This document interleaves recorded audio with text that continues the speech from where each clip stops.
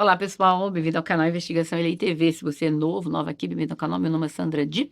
Eu estou aqui toda terça e quinta, fazendo casos solucionados, casos sem solução e também casos de desaparecimentos misteriosos. Se você é novo aqui, não se inscreveu no canal, não esqueça de inscrever-se, dar uma maratonada, acione o sininho para receber notificações e vem aqui de qualquer forma, mesmo que você não receba, porque às vezes o YouTube não notifica. Vamos conhecer esse caso. Esse caso ocorreu na Suécia, mas a notícia rapidamente se espalhou ao redor do mundo devido à brutalidade do crime cometido contra uma mulher que estava esperando um bebê e ela já estava de 7 meses. Em 29 de abril de 2023, às 13 horas, Melissa Elmborg chegou ao complexo de apartamento da sua filha, Saga Elor, para pegar alguns itens. A família estava cheia de expectativas para o futuro. Saga, de 20 anos, estava com 31 semanas ou 7 meses de gravidez, esperando um menino, o seu parceiro Mohamed Amin Ibrahim, a quem carinhosamente chamava de Amin. O casal estava junto desde outubro de 2021 e ela estava esperando um bebê. E ela, como falei, estava de 7 meses, preparando enxoval. O bebê nasceria em junho de 2023. A Saga estava ansiosa para se tornar mãe, frequentemente compartilhando fotos da gravidez com os amigos, familiares. Sua família unida apoiava muito a sua jornada, para a maternidade. Saga estava se preparando para a chegada do bebê, fazia as aulas de pré-natal, reuniu vários itens necessários para o bebê. Melissa havia morado com Saga intermitentemente para ajudá-la durante a gravidez, mas havia saído por alguns dias, na quinta-feira, do dia 27 ao dia 28 de abril, para dar um pouco de privacidade ao casal. Ao chegar ao apartamento, Melissa estava ao telefone com uma outra filha dela, a Júlia. Ela tocou a campainha primeiro, mas ninguém atendeu. Irritada, ela bateu na porta, chamou novamente através e nada, mas ainda assim não obteve resposta. Quando foi usar a chave para abrir a porta, percebeu que a porta estava destrancada. E ela pensou: que diabo, essa porta está aberta, não está trancada? Como? Ela ficou surpresa, porque a filha dela, a Saga, sempre trancava a porta, até mesmo para pequenas idas ao porão ou para pegar o correio. Ao entrar no apartamento, a Melissa ouviu água correndo da torneira da cozinha. Ela foi desligar e, para o seu horror, viu a Saga caída de costas no chão do quarto, com seus longos cabelos escuros cobrindo seu rosto. Melissa gritou ao ver uma mesa de mármore sobre a Saga e um fio de lâmpada ao redor do seu pescoço, e ela sem sinais de vida. Desesperada, Melissa levantou a mesa e chamou o serviço de emergência imediatamente. Ela mais tarde lembraria que disse, que foi feita a ressuscitação cardiopulmonar, mas nada adiantou, pois sua filha já estava sem vida. Ela também disse que sua filha estava fria. A polícia e os paramédicos chegaram, mas tragicamente tanto a Saga como seu bebê já estavam sem vida. Os investigadores isolaram a área e iniciaram a investigação do ocorrido. O corpo da Saga foi encontrado no chão do quarto, entre a cama e o suporte da TV, parcialmente sobre um tapete. Ela estava de costas, com a cabeça virada para a esquerda e os braços ao lado do corpo, vestindo um conjunto de calças, cardigan e blusa rosa. O sangue cobria seu rosto, especialmente ao redor do nariz, boca, olho esquerdo e testa. Seus longos cabelos escuros estavam emaranhados de sangue, obscurecendo seu rosto. A cena era terrível. Sua língua estava para fora e sangue escorria do seu nariz. Amostras de DNA foram coletadas sobre suas unhas e roupas. Impressões da base da mesa foram encontradas em seu pescoço, coxa. Ao pé da cama havia uma lâmpada com seu fio frouxamente enrolado ao redor do pescoço da Saga. O soquete da lâmpada estava sob seu ombro esquerdo, sem danos observados na lâmpada. A base da lâmpada era circular e por cerca de 8,5 centímetros de diâmetro. Ao examinar o quarto e a sala de estar, os investigadores encontraram todas as gavetas abertas, com roupas espalhadas pelo chão, mas o celular da Saga foi encontrado na cama, sobre um cobertor. Um travesseiro na cama king size tinha uma depressão, como se tivesse alguém dormido nele, enquanto no outro não, sugerindo que a Saga estava deitada na cama sozinha antes de ser atacada. O chão do banheiro estava com caixas de joias espalhadas. Não havia sinais de arrombamento na porta, da varanda ou nas janelas. Na cozinha havia comida deixada em uma frigideira no fogão. Pegadas foram coletadas por todo o apartamento. Com base na cena do crime, não parecia que houve uma luta. O legista concluiu que a Saga foi sufocada até perder sua vida e depois, não posso falar a palavra, vocês entenderam, né? Com o fio amarrado no pescoço dela. A luta pela vida dela, segundo o perito, o médico, o legista, durou de 5 a 10 minutos, com a estimativa do falecimento dela entre 1 e 3 da manhã do dia 29 de abril. A polícia deu início à investigação de imediato, no dia 29 de abril, começando com uma série de entrevistas com a família da Saga para tentar reconstruir os eventos que culminaram na trágica descoberta. De acordo com a mãe da Saga, Melissa, no dia anterior, 28 de abril, ela, a Saga e alguns amigos se reuniram num local chamado Mocha Deli, à tarde. Todos estavam se divertindo, mas a Saga parecia nervosa, verificando seu celular constantemente enquanto aguardava uma mensagem do Amin, do seu namorado. A ansiedade da Saga estava relacionada ao fato que o Amin planejava contar aos seus pais que ele seria pai, já que ela estava com 7 meses de gravidez. É isso mesmo. O cara morava com ela e os pais dele nem sabiam que ele morava com ela, e muito menos que ela estava esperando um filho dele. Ela estava preocupada como essa conversa ocorreria. Melissa afirmou que Saga estava receosa da reação dos pais do Amin à notícia, enquanto ela e os amigos continuavam o jantar. Por volta das 7h30, a Saga decidiu voltar para o apartamento. Embora a família da Saga soubesse sobre o seu relacionamento com Amin e a gravidez, a família do Amin não sabia de nada, como eu falei. Amin havia mantido seu relacionamento com a Saga em segredo de toda a sua família. Porque ele havia chegado à Suécia como refugiado da Somália, quando ele ainda era criança. Ele era muçulmano devoto. Não tão devoto, né? Mas de família muçulmana. Enquanto que a Saga era cristã. Então, ele temia que sua família desaprovasse o seu relacionamento com ela, especialmente com ela esperando um bebê fora do casamento.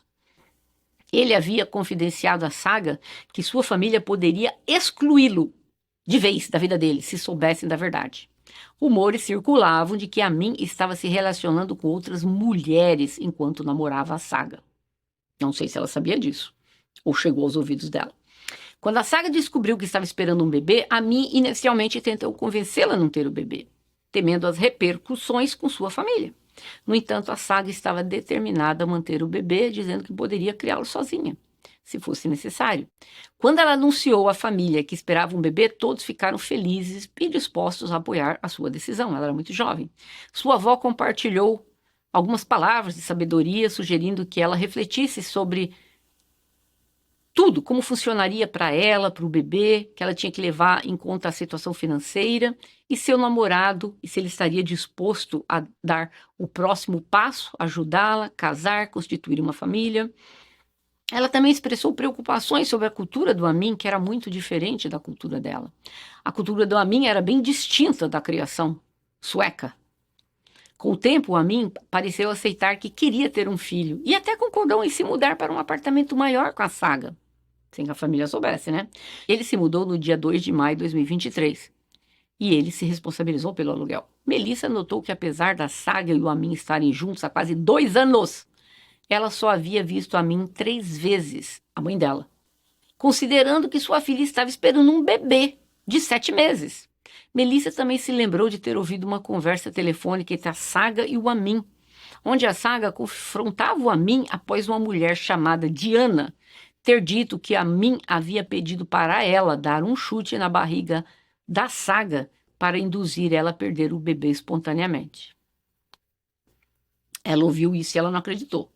Além disso, quando a Diana falou com a Saga, ela mencionou que estava dormindo com o Amin. Meu Deus do céu. O Amin conseguiu acalmar a Saga, convencendo que aquilo não era verdade. Dado esse relato, quando a Melissa soube do falecimento da filha, ela imediatamente pediu à polícia que interrogasse o Amin. A polícia iniciou a investigação, estabelecendo uma linha do tempo detalhada ali dos eventos que ocorreram. Em 27 de abril, Amin pediu licença do trabalho. Na mesma data, ele passou a tarde e a noite na casa da Saga. ela havia dado o ultimato para ele. Ou ele contava à sua família sobre o relacionamento, a mudança e o futuro nascimento do bebê, ou a situação chegaria a um ponto sem volta. Saga ligou para o trabalho do Amin dizendo que ele estava doente. Ela o havia pressionado a falar com a sua família naquele dia. Então ele não foi trabalhar para contar para a família. O combinado é que quando a mãe do Amin retornasse do trabalho, o Amin deveria se dirigir até a casa dela para informá-la pessoalmente naquela noite. E estava lá a Saga esperando. Ela aguardava para ele voltar para casa por volta das 23 e enviou mensagens nervosas ao longo do dia. Sua ansiedade foi notada por sua mãe e amigos durante aquele encontro, naquele local que eles jantaram.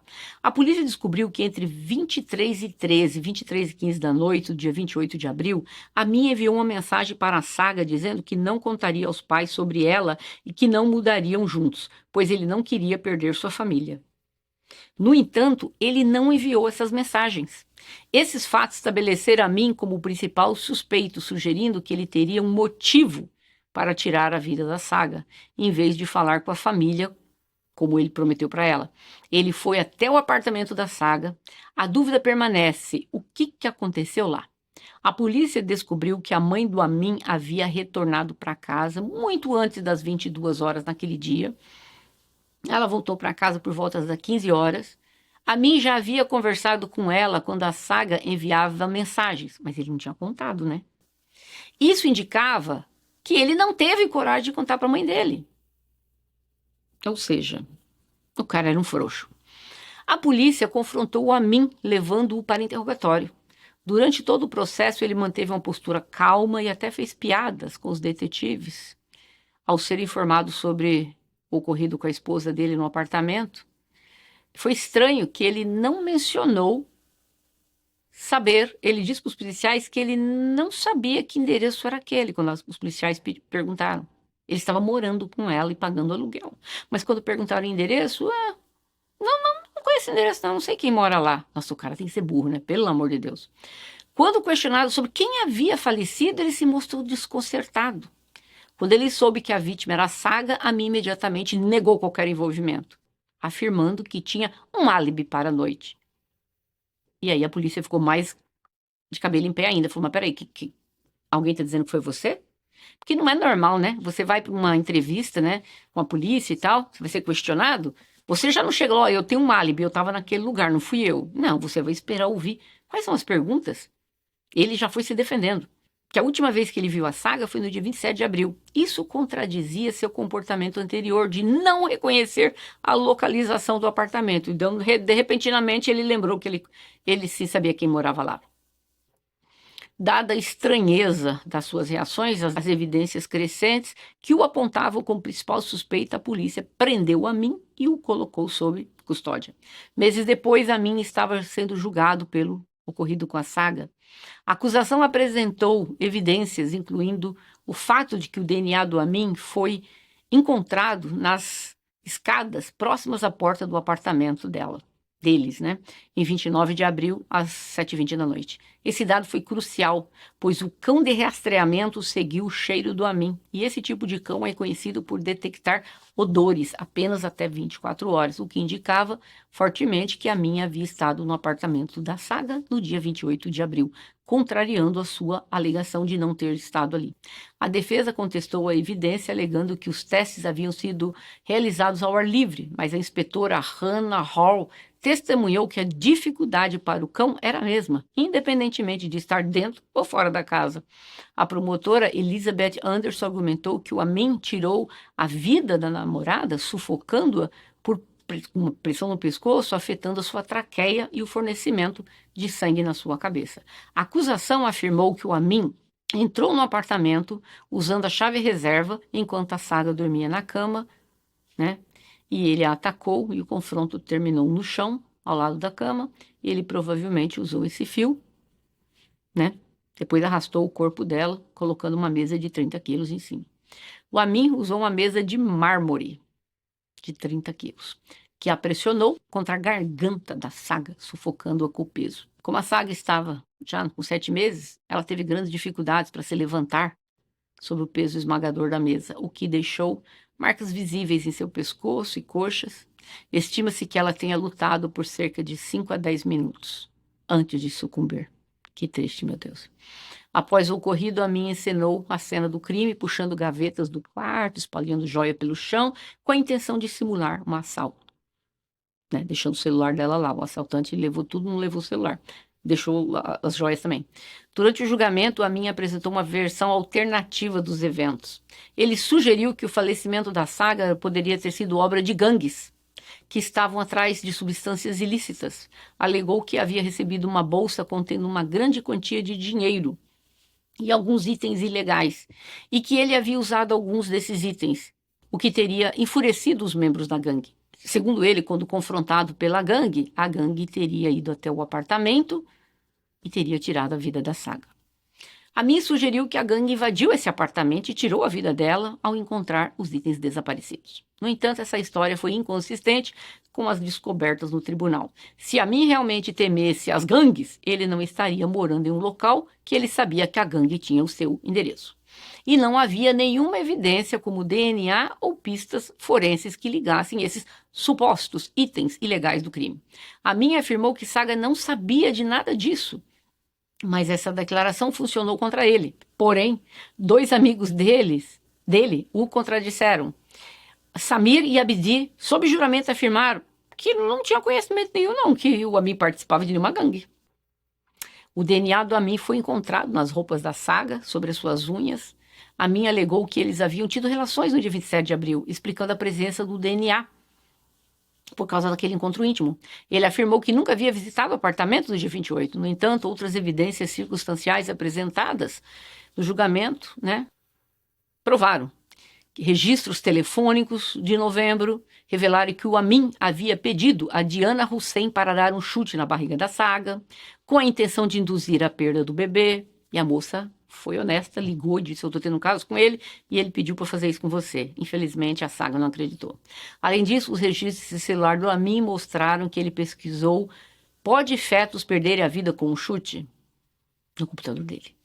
Uma das evidências mais reveladoras veio da análise das mensagens de texto trocadas entre a Saga e o Amin. Saga tentava tranquilizá-lo antes do seu encontro com a sua família e Amin respondeu: sinto como se quase sentisse meu coração batendo até o estômago. Saga respondeu: apenas fique tranquilo, vai dar tudo certo, amor. Fale comigo depois. Amin respondeu dizendo que contou a uma pessoa e que a pessoa reagiu bem.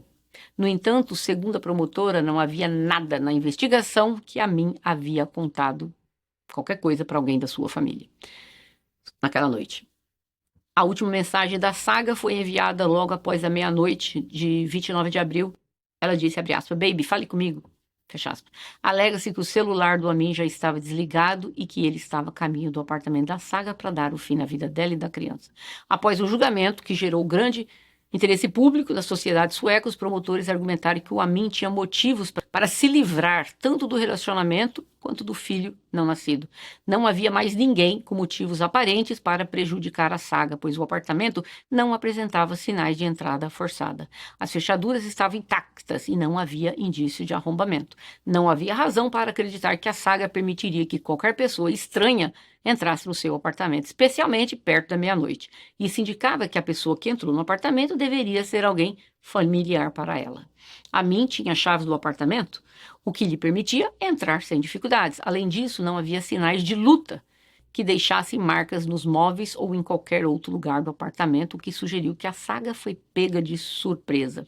O DNA encontrado nas escadas, detectado pelo cão farejador, também indicou que o Amin esteve no apartamento no dia 28 de abril e não apenas no dia 27, sugerindo fortemente que ele foi o responsável pelo ocorrido. O DNA do Amin foi encontrado nas roupas da Saga, tanto na parte da frente quanto nas costas, o que gerou debate sobre se ele havia tomado banho recentemente ou se estava usando roupas sujas. Se o DNA fosse de antes do ocorrido, isso não apoiaria a alegação da promotoria que Amin esteve definitivamente lá em 28 de abril. O DNA encontrado sobre as unhas da Saga levantou a questão sobre seus hábitos de higiene, já que sua mãe testemunhou que ela tomava banho diariamente e lavava as mãos frequentemente, especialmente porque estava esperando um bebê e queria evitar qualquer contaminação. Se Amin tivesse estado lá apenas no dia 27, ele teria tido várias oportunidades de lavar o DNA das suas unhas. Além disso, na manhã seguinte do ocorrido, o Amin deletou a Saga do Snapchat e apagou as últimas mensagens e chamadas de textos trocadas com ela. Mas essas informações foram recuperadas. Isso sugeriu que o Amin estava tentando encobrir suas pistas antes que a polícia o interrogasse. Em 28 de abril, às 20 horas, o celular da Saga se conectou a uma torre telefônica próxima à sua residência, permanecendo lá, o que indicava que ela estava em casa. Entre meia-noite e 53, a atividade do celular da Saga foi constante, mas logo depois cessou. Além disso, o telefone da Saga mostrou várias tentativas de contato com o Amin, além de interações com um amigo dele, o Samir. Por outro lado, o telefone do Amin e seu álibi para a noite revelaram algumas descobertas perturbadoras. Amin afirmou que estava sentado em um carro com seu amigo Amir, enquanto Amir estava em uma longa ligação telefônica. No entanto, ao investigar mais profundamente, a situação mostrou-se bem diferente. Entre meia-noite e 22 e 1h57, o celular do Amin ficou inativo e ele recebeu uma chamada do Samir à meia-noite e 28, mas não atendeu.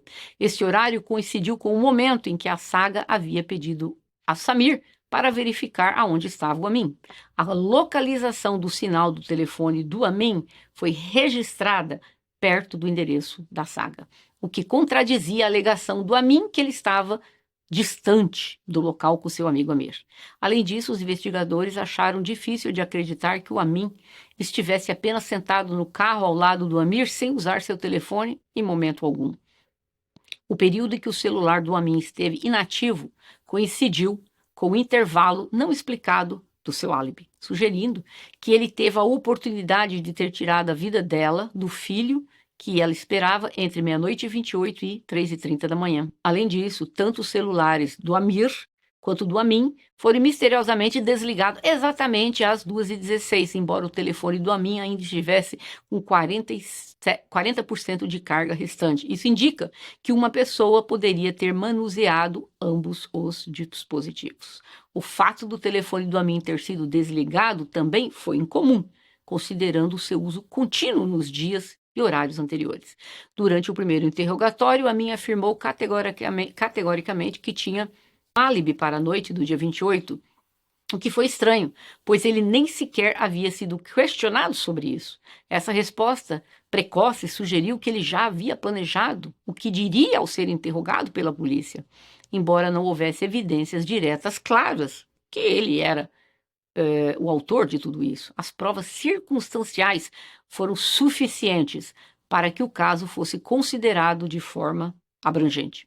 No entanto, alguns ainda não acreditam, dizendo que há faltas de provas diretas que não poderiam provar, além de uma dúvida razoável sobre a culpa do Amin.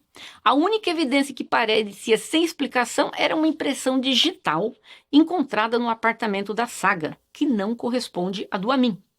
Contudo, isso não descartava a possibilidade que Amin estivesse no local no dia 28 de abril. Amin negou veementemente qualquer envolvimento.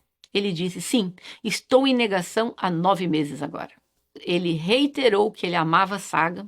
A investigação sobre os temores do Amin deve ser excluído por sua família, devido à desonra que ele ia trazer ao nome da família, foi considerada inconclusiva.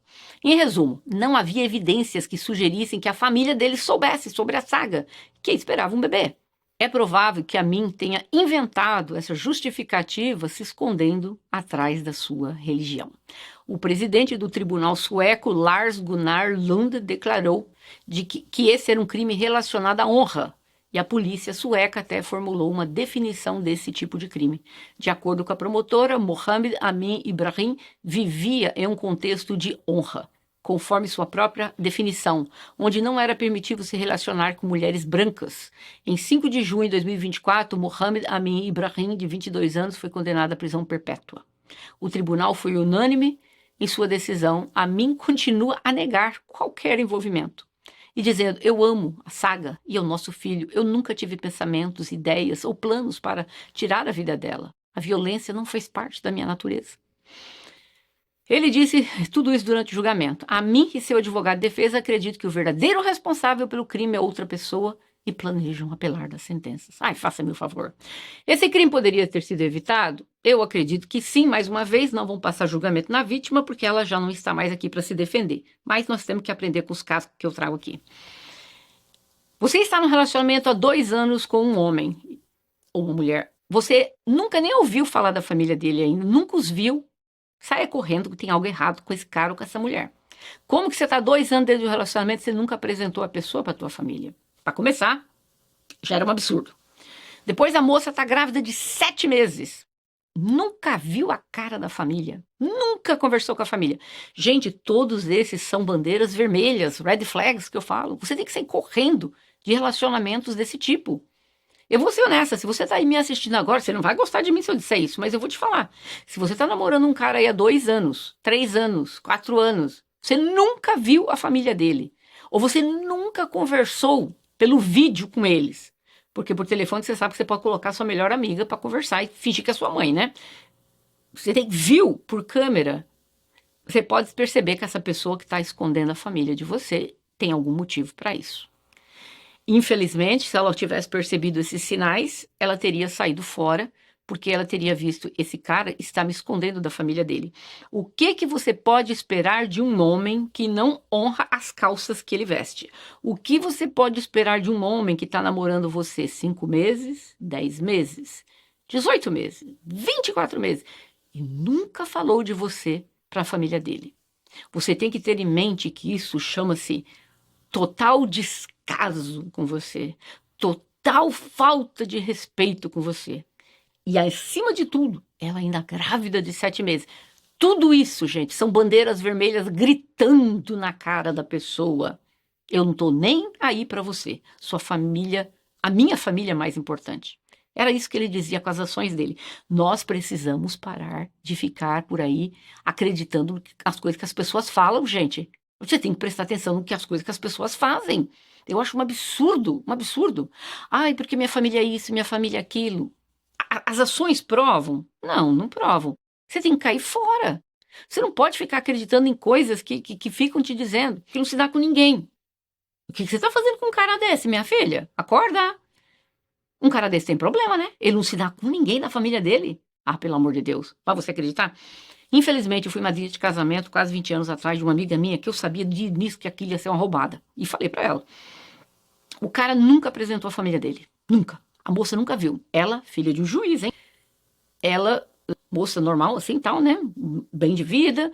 Ele de família oriental. Ele nunca a apresentou pra família. Nunca. Eu perguntava pra ela, mas você já viu, já falou? Não, não, ele não se dá com ninguém, não se dá com os irmãos, não se dá com os pais, não se dá... Eu já sabia ali que tinha algo estranho. Fui jantar com eles várias vezes, as histórias que aquele cara contava. Eu não sei como que ela acreditava, quer dizer, como é que você acredita umas coisas dessas? Ele começou a dizer que ele era das forças especiais no Brasil e não sei o que e tal. Ah, e aí no meio do jantar ele contava que quando o helicóptero chegava lá no meio do deserto e eles tinham que pular ali de paraquedas. Gente, eu ouvia tudo aquilo e eu questionava, eu não ficava quietinha não. E eu falava, mas quando isso? Onde que aconteceu? Mas por que que vocês estavam de helicóptero? Eles não usam esse tipo de... Eu questionava, eu questionava. Ele tinha uma resposta para tudo, para tudo. Mas, gente, eu não acreditava em nada e eu dizia para ela, esse cara tá mentindo, meu. Esse cara tá mentindo. Moral da história, ela casou, fez um baita de um casamento e no mesmo dia casou o irmão dela. Tiveram quase 800 convidados. Um casamento de luxo, maravilhoso. Ah, misteriosamente ele já não tinha mais trabalho depois de casado. Aí a família dela, filho de um juiz, né? Ela ajudou, montou uma academia para ele, porque ele dizia que ele era lutador, sabia lutar e tal. Gente, não preciso nem dizer pra vocês que depois de uns 11 meses casada, ela descobriu que estava casado com uma mentira, com uma mentira. O cara não era nada daquilo. Nada, nada. Por que que ele nunca apresentou a família? Ele devia ter algum motivo que ele escondia, tá? Nós não sabemos até hoje. Ele era casado com alguém? Ele não queria que a família, porque ela não era asiática? A gente não sabe. Mas ela descobriu que tudo que ele falou era uma mentira. Eu percebi. Eu avisei e falei 1000 vezes, não percebeu. Mas tem pessoas que mesmo quando tá na cara, batendo, elas não conseguem ver. Infelizmente, graças a Deus, saiu da vida dela, ninguém sabe montar essa roubada, ela acabou casando com um rapaz sueco, tem um filho já, é adulto e tal. Só tô dizendo isso para vocês entenderem uma coisa, parem de ouvir o que as pessoas falam para você. Prestem atenção nas ações. Se as ações não condizem com as palavras, não faz sentido. Essa pessoa está mentindo. Essa pessoa está te enganando. Cai fora. Acorda para a vida, né? É isso, lindas. Nos vemos em breve. Espero que vocês digam aqui o que vocês acham da história do Amin, que não foi ele. Eu não tenho nem dúvida, não vou nem aqui perder mais tempo explicando porque eu acho que foi ele, porque o promotor fez um belíssimo trabalho. Foi ele. Foi ele, eu não tenho dúvida nenhuma. Mas eu gostaria de ouvir a opinião de vocês. Nos vemos em breve. Até mais.